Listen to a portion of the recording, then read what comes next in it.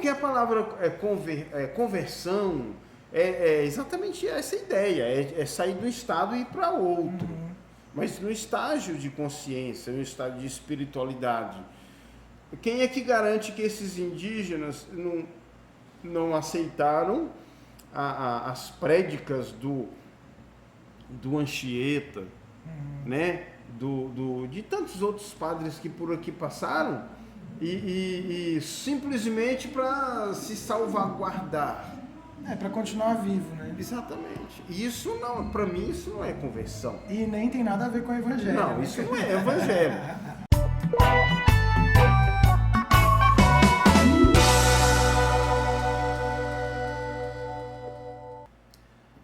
Oi pessoal, estamos aqui mais uma vez batendo um papo com uma pessoa que a gente considera interessante, que tem ideias produtivas e subversivas para trocar. Estou aqui com o Paulo, que é um grande amigo, e ele é escritor, artista plástico, um livre pensador dentro de uma teologia subversiva, né, Paulo? Como você gosta de ser direcionado.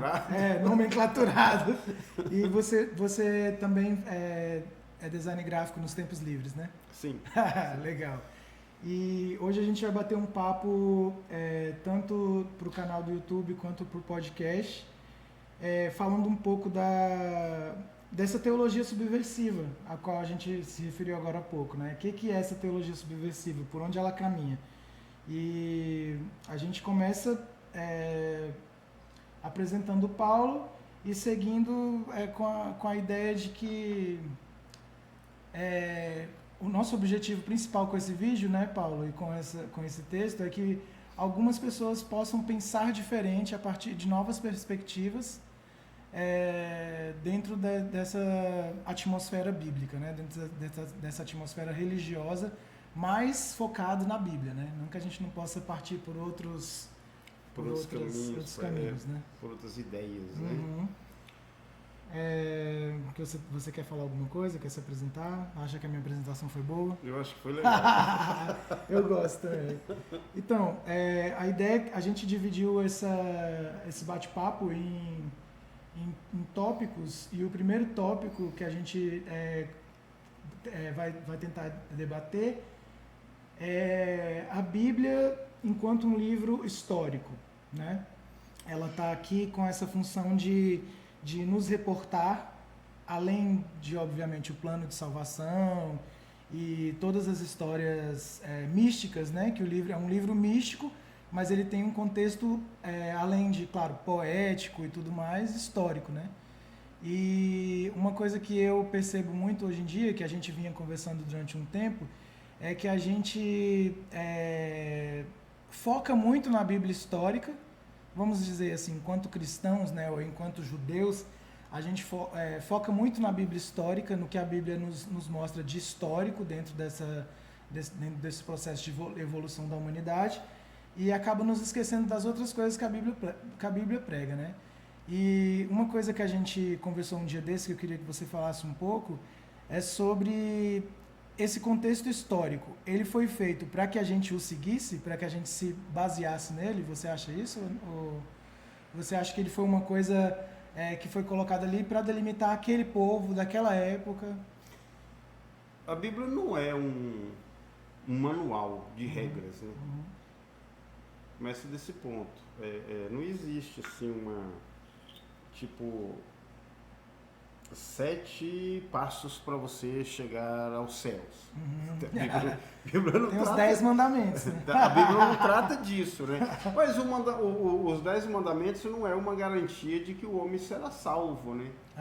Mesmo porque a própria Bíblia diz isso, que eles não foram suficientes para levar o homem a Deus, porque eles partiam de conceitos tão difíceis de serem seguidos que indivíduo nenhum conseguiu chegar a Deus através deles. Né?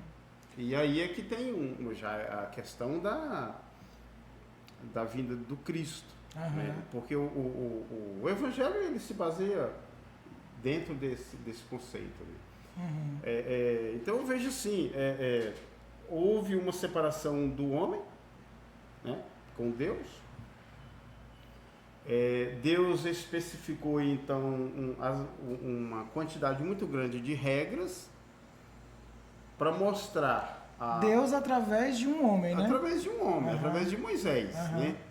Para mostrar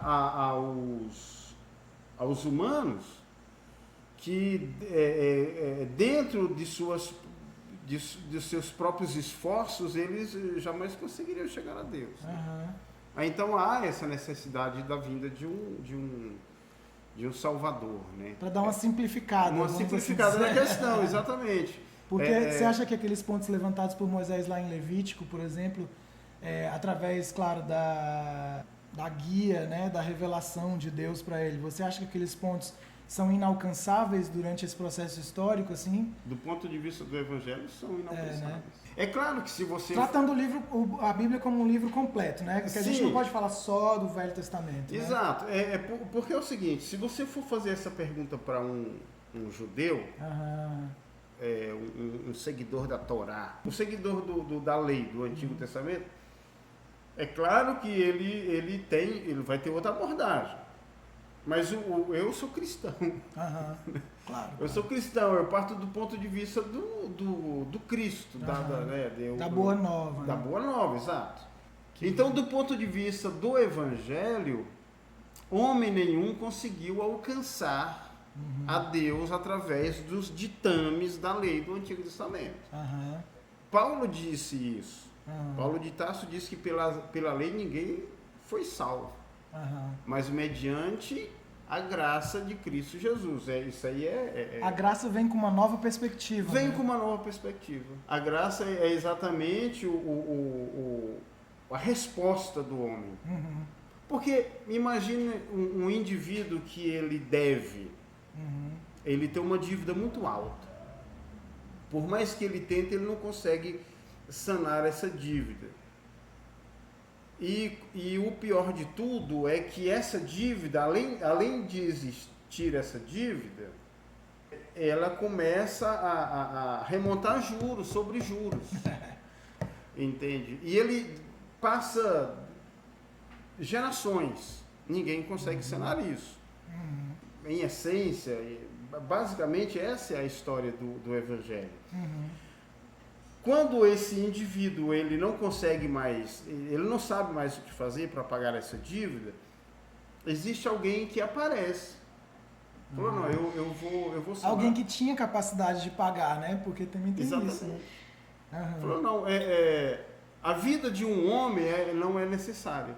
Ela não tem o valor suficiente. Porque seria necessário que alguém sem culpa, com uma vida pura, esse alguém viesse para cobrir essa dívida, para pagar essa dívida.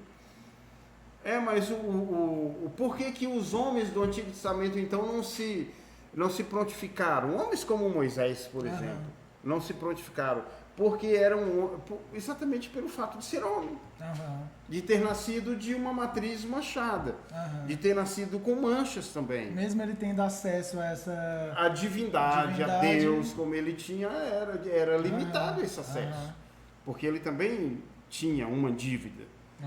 Quem tem dívida não consegue pagar a dívida de outro. Então é necessário que venha alguém. E o Evangelho então apresenta Cristo como esse que não tem mancha, que não deve e que vem para sanar essa dívida. Então a essência do Evangelho é essa. A aceitação do Cristo. Por quê? Porque ele foi o indivíduo que pagou essa dívida que a gente tinha para com Deus. Né? E que era impossível ser paga, né? Porque quando você lê o Levítico... Pelo homem, sim. É muito louco, né? Aquelas leis, vamos assim dizer, que vão vindo assim, e elas vão ficando cada vez mais complicadas, e são coisas que, se você for parar para pensar, não tem lógica muito uma lógica muito contundente, assim, elas são meio ilógicas. Por exemplo, quando você fala sobre poder comer alguns tipos de carne e outros não, quando você fala sobre a relação que as pessoas têm em relação ao corpo do outro e suas sexualidades, né? Isso tudo vem com uma narrativa que muitas vezes é impossível para um ser humano conseguir seguir, de A a Z o que está ali, né? Você concorda com isso? Impossível seguir.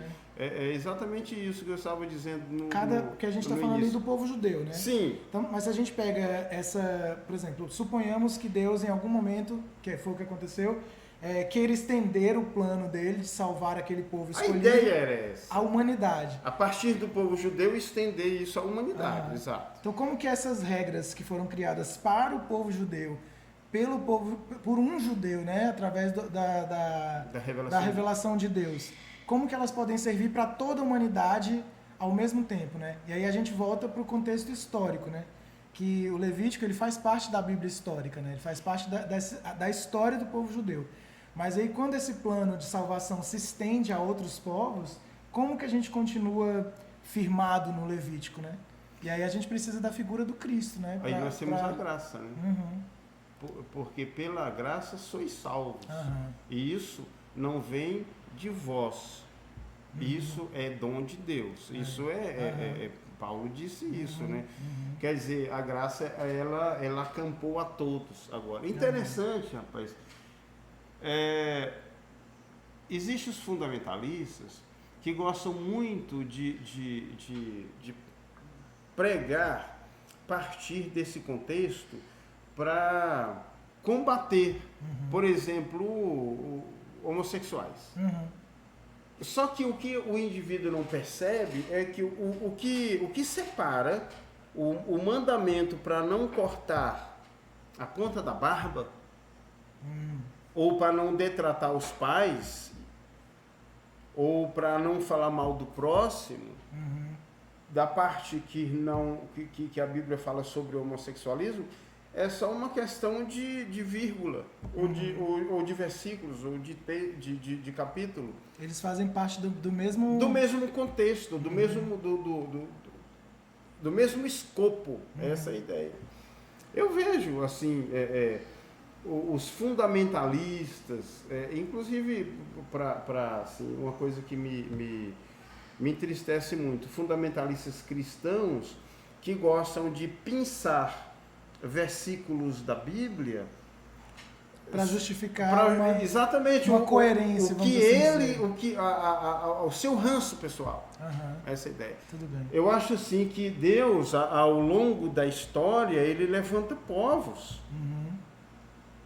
Porque é uma promessa de que o Israel sempre teria uma luz acesa, né? E o Israel aí você entende como o povo eleito de Deus, não necessariamente o povo judeu, o semita, né? O povo o praticante do judaísmo, não necessariamente... Aquele do sangue, né? Aquela coisa aquela coisa do sangue, mas também isso, dependendo da forma como vão viver, como vão encarar essa questão, né?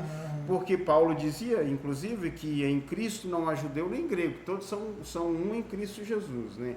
Então a questão agora não é o sangue, né? A questão agora é o espírito, a espiritualidade. Mas a gente está falando da Bíblia enquanto livro histórico, né? Que aí vai, por exemplo, eu vou contando a história dos reis, né?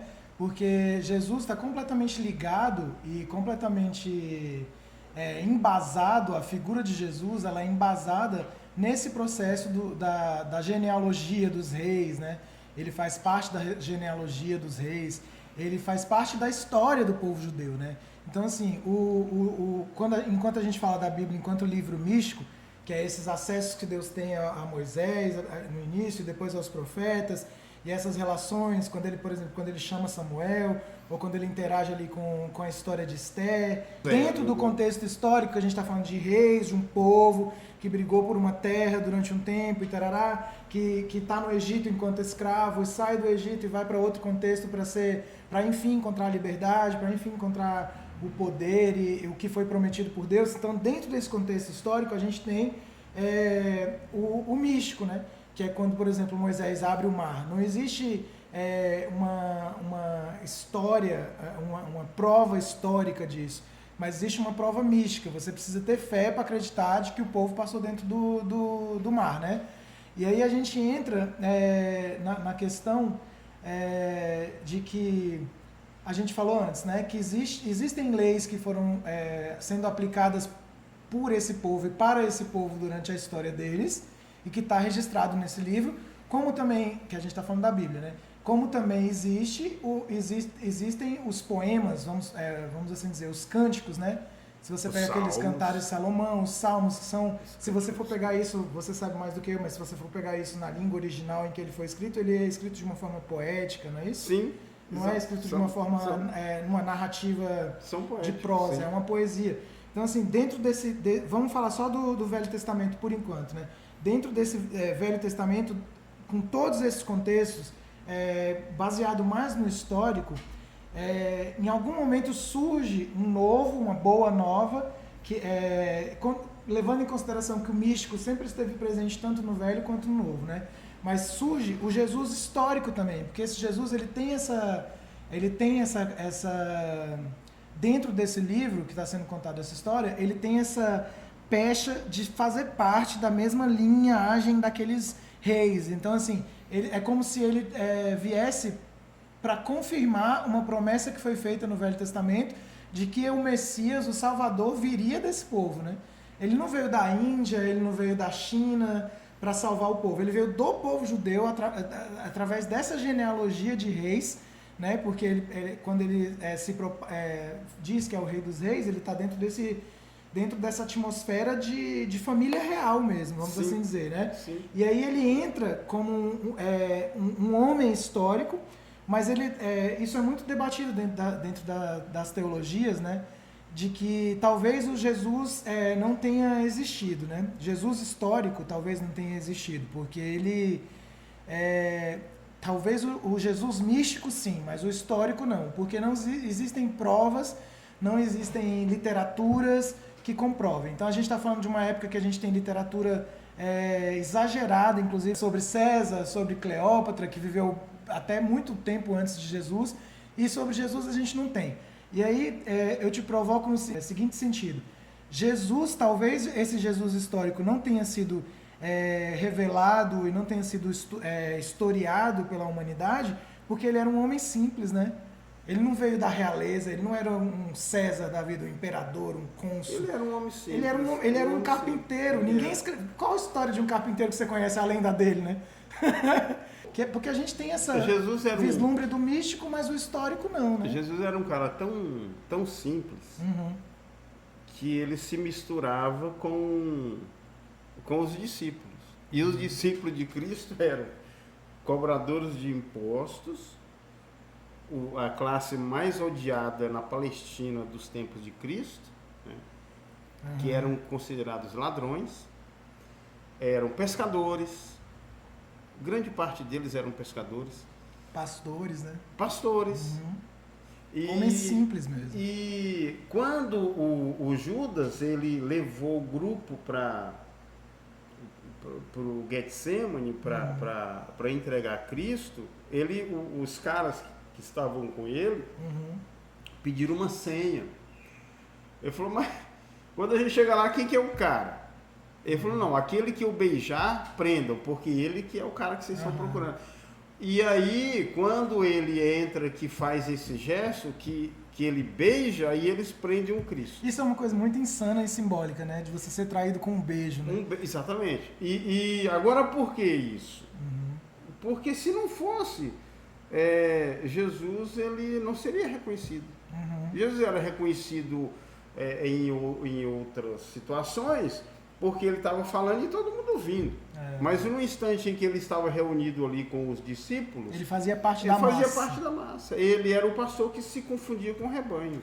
E olha que curioso, diferente de hoje, cara, né? Porque você vê um pastor de longe, você sabe quem é o cara. Sabe o que eu acho mais curioso? Que quando Jesus volta, né? Sobe, e depois que ele se ressuscita e tudo mais, e ele sobe, quem continua o ministério deles são os apóstolos, né? Se você vai ler lá o Atos. Exato. E é muito interessante você ver essa mesma presença mística que a gente acabou de falar sendo repetida através dos apóstolos, né? Nesse processo, porque quando Pedro fala, ou quando o Tiago fala, ou quando João fala, eles estão inebriados e imersos dentro dessa presença mística de Cristo. Ele né? está presente. E uma coisa que eu acho curiosa é que Cristo, eu não acho que tenha sido o objetivo dele ser visto como um histórico, né? Porque se fosse, talvez ele tivesse chamado mais para si a atenção, né? Com certeza. E aí, eu nunca tinha pensado nisso dessa forma que você acabou de propor. Eu acho muito legal que ele se misturou ali no meio dessas pessoas simples. A proposta do Evangelho sempre foi essa. O Cristo que habita em mim, né? E isso até me lembra uma saudação oriental, né? O Deus que habita em mim saúda o Deus que habita em você, né? O Cristo que habita em mim é o mesmo que habita em você. É isso que nos torna iguais, né? Quando há o que é a ausência desse evangelho místico?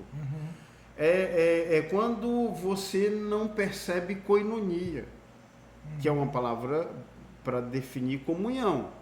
Koinonia? Koinonia. É quando você não percebe que não há no outro um pensar igual, um falar igual, um agir igual, um amar igual, sobretudo um amar igual, um viver igual, sabe? E a palavra comunhão é muito boa mesmo. Exato. Koinonia. Koinonia é exatamente isso. Koinonia é comunhão, só que uma nós estamos falando em português e a outra em grego, né? No grego vulgar, no koiné.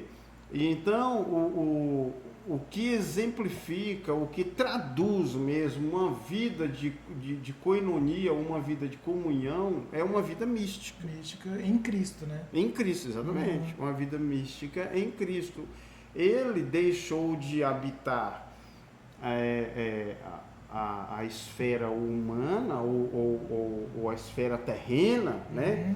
O globo, como uma pessoa física, mas ele habita ainda como uma pessoa física vivo, através de nós, ele é vivo em nós, exatamente.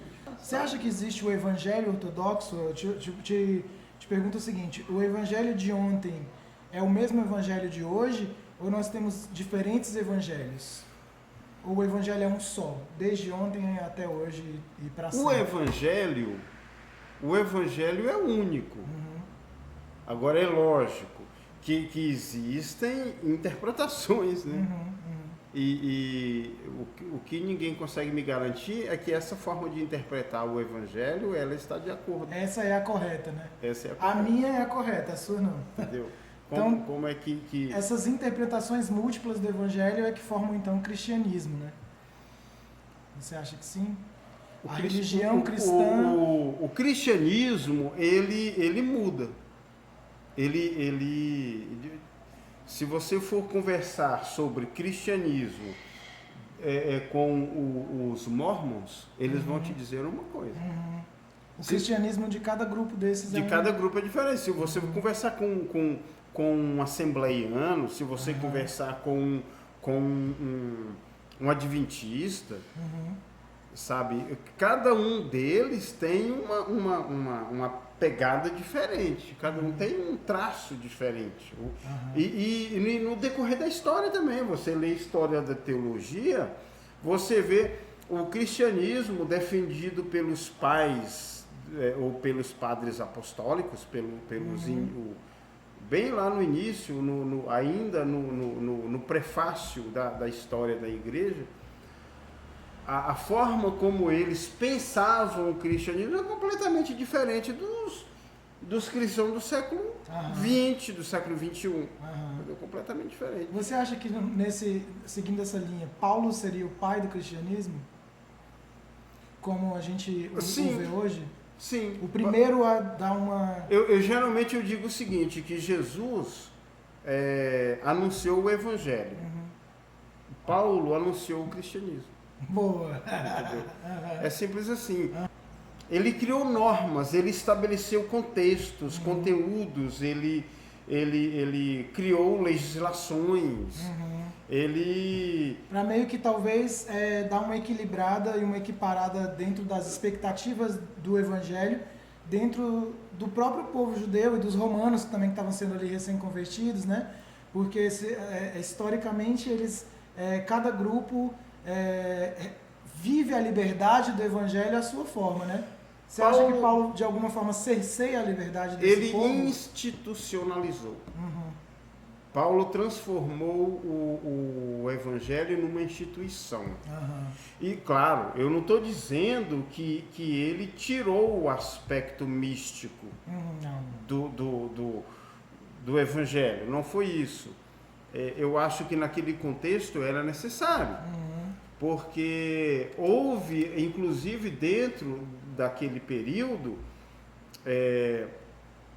cristãos ou discípulos de Cristo, melhor dizendo, como Pedro, por exemplo, que entrou em litígio com Paulo, ou Paulo entrou em litígio com ele, e a Bíblia diz que Paulo o repreendeu na cara porque ele era repreensível.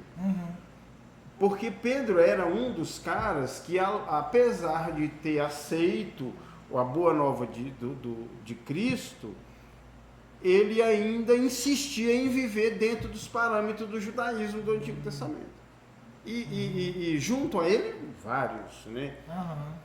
E Paulo, ele queria enfatizar exatamente isso. Gente, o judaísmo é judaísmo, o evangelho é evangelho.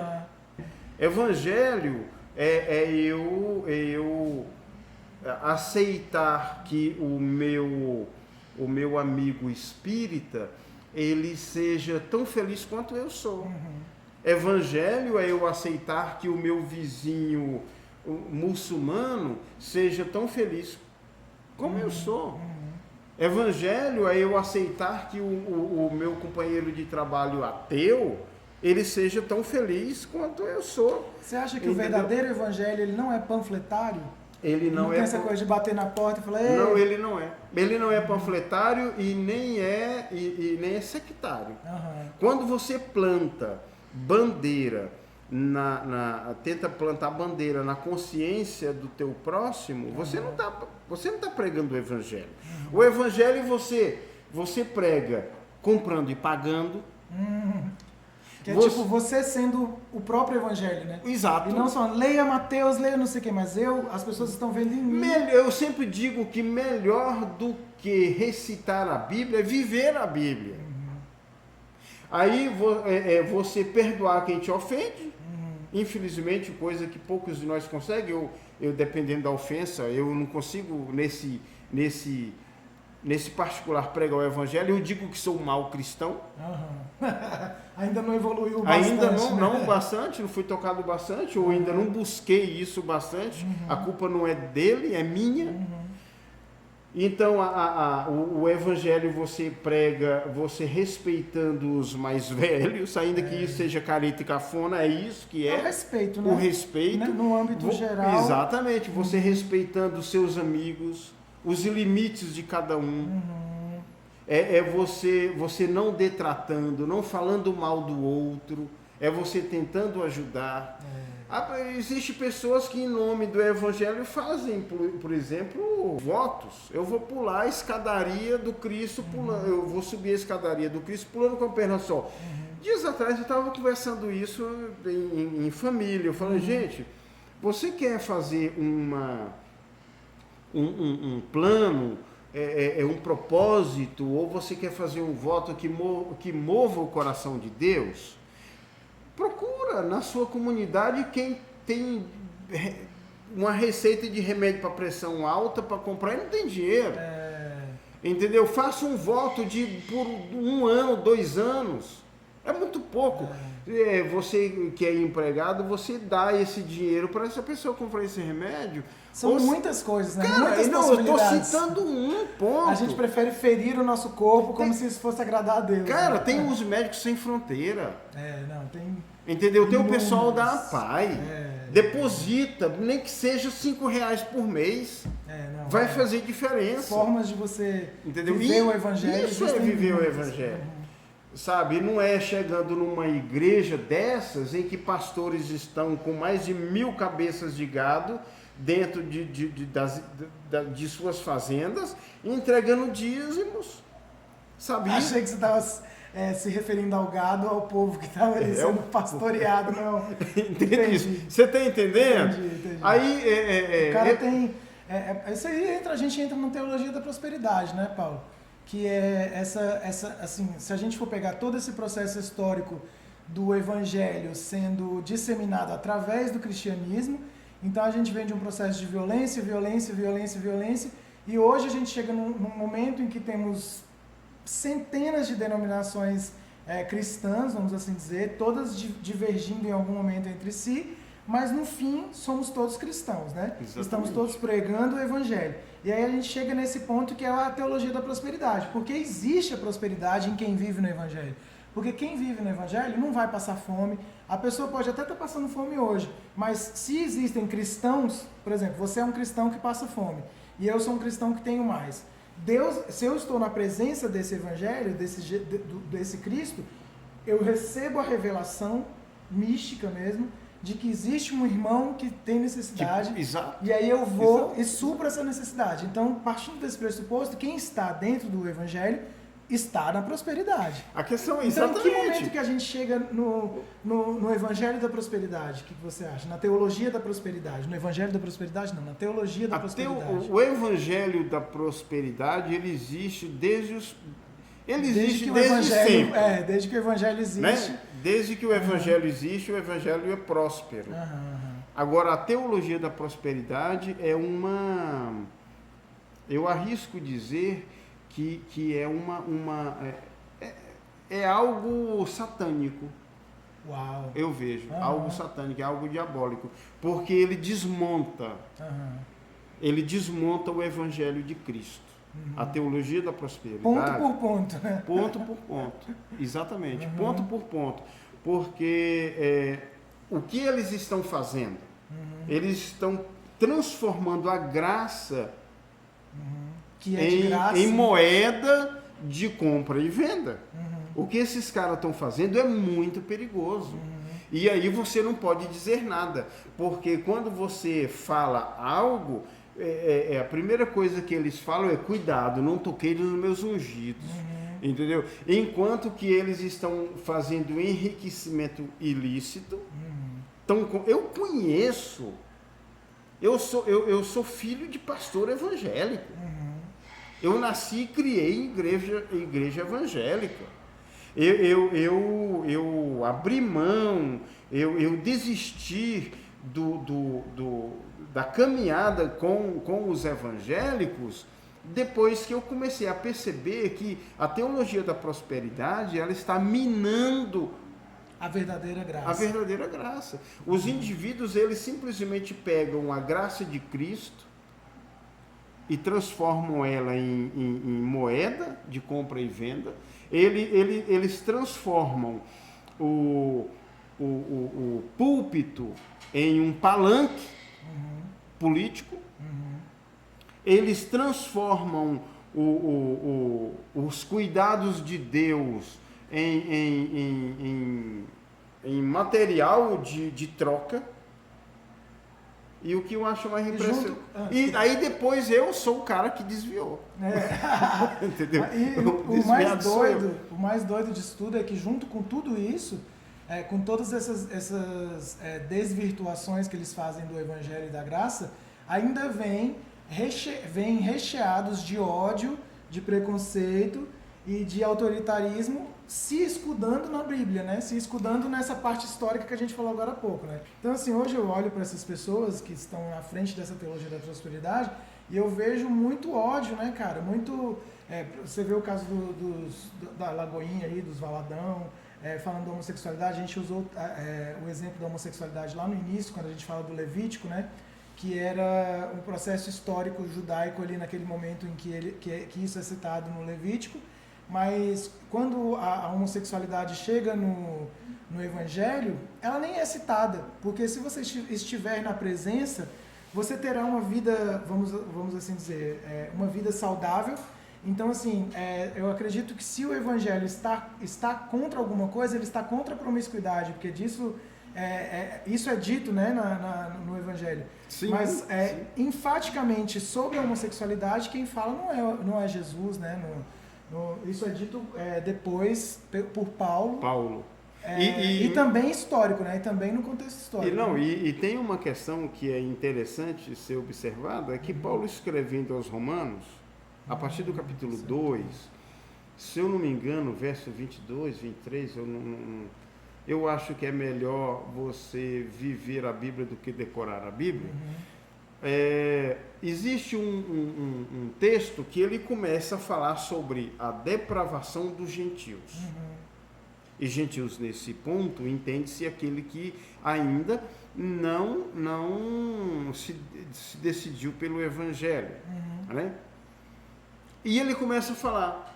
E ele enumera uma quantidade muito grande de pecados cometidos pelos gentios. De depravações. De depravações.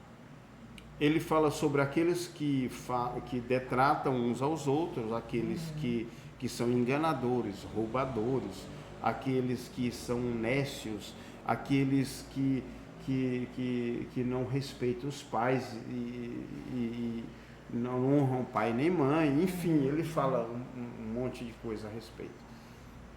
E no meio de tudo isso, ele fala que até varão com varão cometendo torpeza, recebendo em si a condenação pelos seus erros, e até as mulheres que mudaram o uso natural conforme a natureza e tal. Aí ele sai falando. Ele fala sobre um monte de situações. Tá. Aí ele termina dizendo o seguinte: e isso sendo escrito para a igreja de Roma. Certo. Aí ele termina dizendo: vocês acham que o fato de vocês não fazerem essas coisas, vocês são melhores do que eles? Você sabe o que o Evangelho faz, Hugo? Ele coloca todos nós em pé de igualdade. Em pé de igualdade. E isso vem da pena de Paulo de Tarso. Ele coloca todos nós em pé de igualdade. O Evangelho trata das pessoas. O Evangelho trata de humanos. O Evangelho trata de gente. O Evangelho não trata de opções sexuais. O grande recado de Paulo é esse.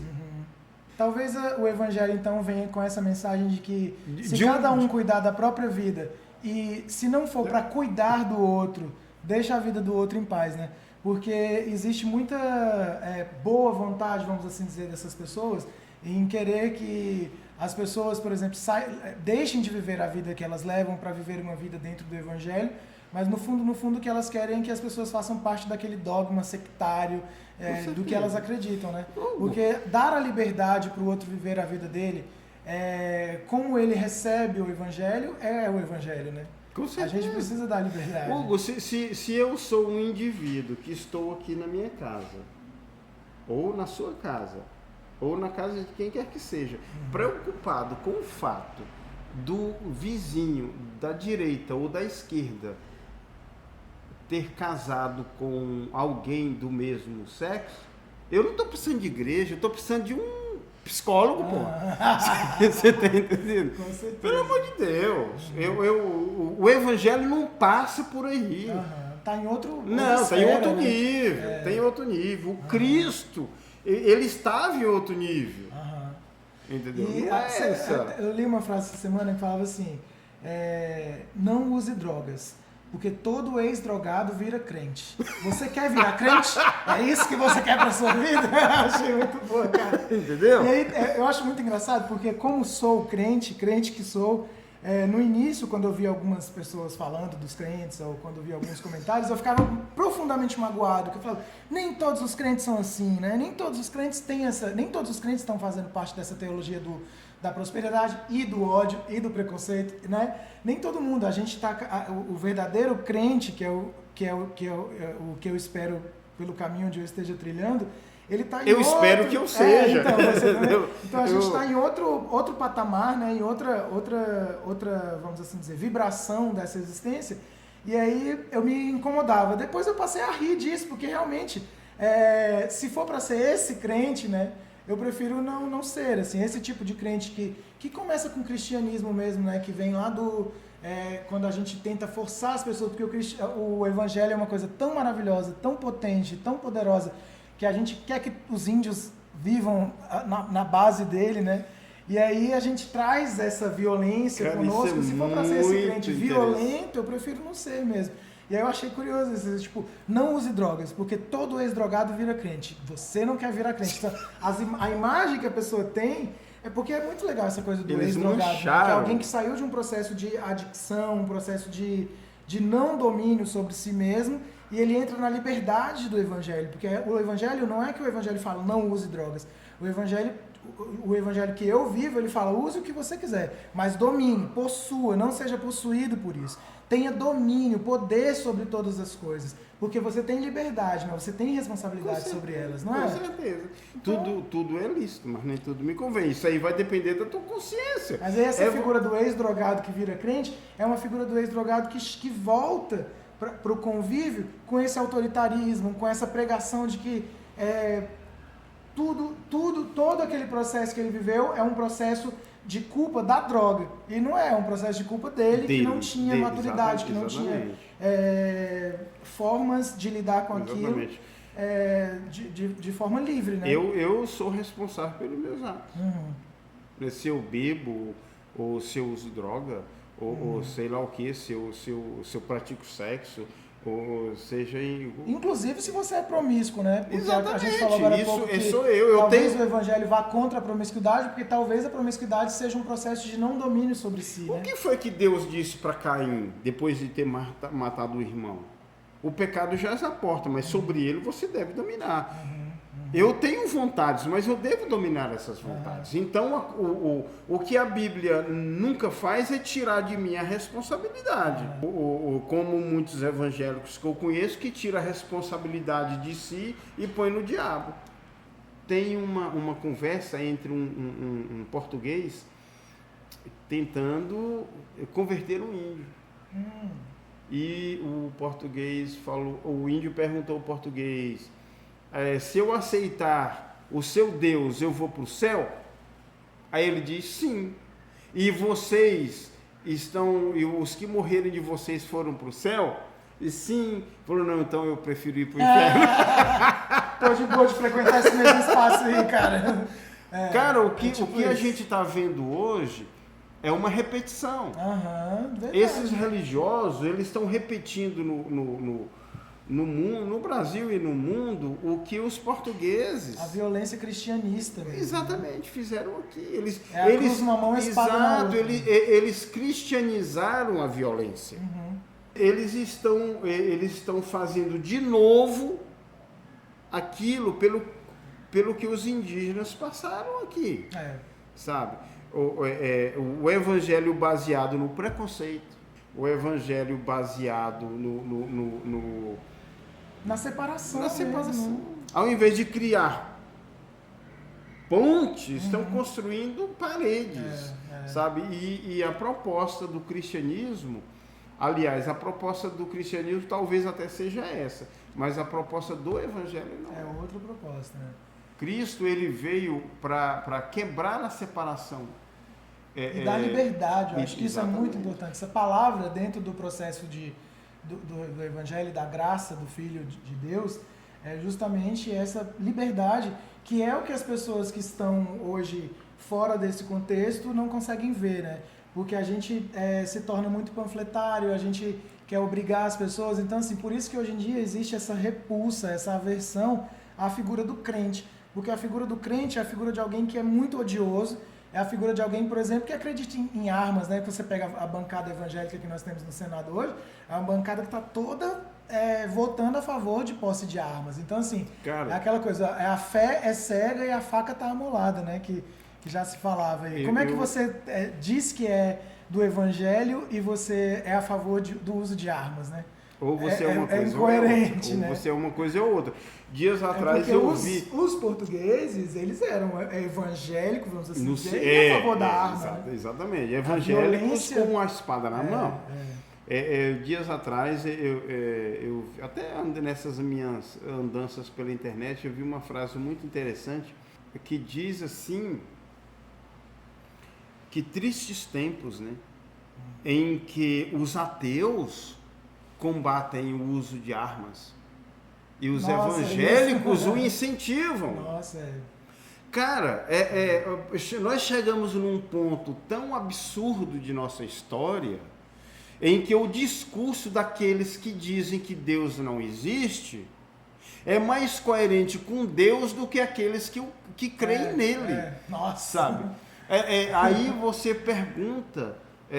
Se não está na hora de Cristo voltar, né? Fala, volta logo, Cristo, entendeu, Pai? Deu ruim aqui. Por favor, os caras não conseguiram. Mas eu acho que a gente pode finalizar esse vídeo fazendo um convite para que as pessoas conheçam esses novos e esses antigos cristãos que fazem o seu culto tomando uma cerveja, tomando uma dose de uísque, né? Os teólogos do boteco, assim, né? Porque a gente fica muito engessado. Aí, uma ótima... Teólogos de boteco. Teólogos do boteco. Que a gente fica muito engessado dentro dessa do templo. E dessa coisa cristianista mesmo, né? Do templo. Que eu acho que Jesus nos deu a liberdade mesmo, assim. Então eu acho que talvez seja um momento da gente convidar as pessoas a refletirem sobre isso e compartilharem com esses crentes que são legais, né? Que tem crente legal, você não concorda? Tem gente, sim, com certeza. Tem gente, inclusive, que pergunta assim, Paulo, você é desigrejado? Eu falo, não, de forma alguma. Eu sou membro da igreja. Eu só não frequento templos. Mas a igreja é universal. A igreja... É você, né? Você é a igreja. Exato. Né? Aqui está havendo uma interação eclesiástica. Né? Mas até isso, Hugo, isso é muito interessante também, a gente expandir mais as fronteiras do pensamento em relação a isso, porque eu não congrego, eu estou aqui contigo. Isso é uma congregação. Claro. Entendeu? Nós estamos falando de coisas que nos unem. E você falou que estamos caminhando para o final, e eu quero assim deixar uma frase que eu gosto muito, inclusive de um Papa. Que ele Isso é evangelho puro, né? Exato. Alguém que não é católico citando um Papa. Exatamente. Ele disse assim, maior é aquele que nos une do que aquilo que nos separa. Isso eu acho que é evangelho. Nossa. Sabe? Nossa. Valeu. Então é isso, pessoal. Depois eu vou deixar aí embaixo as redes do Paulo para vocês seguirem ele, verem as artes lá que ele faz. Ele é um excelente artista plástico. Escreve textos incríveis, crônicas, contos, poemas e romances também. E conheçam mais o Paulo, não, Paulão, aí nas redes sociais, vai interagir com as pessoas aí e tudo mais. Eu estou criando aí ainda um Instagram. Eu tô com 55 anos. Quando eu nasci, essas coisas nem existiam, né? Mais focado no processo de conexões reais. Né? Exatamente. Mas através das conexões sociais, assim, das mídias, né? A gente envereda pelas reais, né? E agradecer aí que vocês viram o vídeo. Se tiver algum comentário, alguma coisa, faça que a gente volta e faz de novo outro vídeo, né, Paulo? Deus te abençoe. Não, você também, meu parceiro. Tamo junto. Meu mano. Tomando água e uísque. Valeu, vamos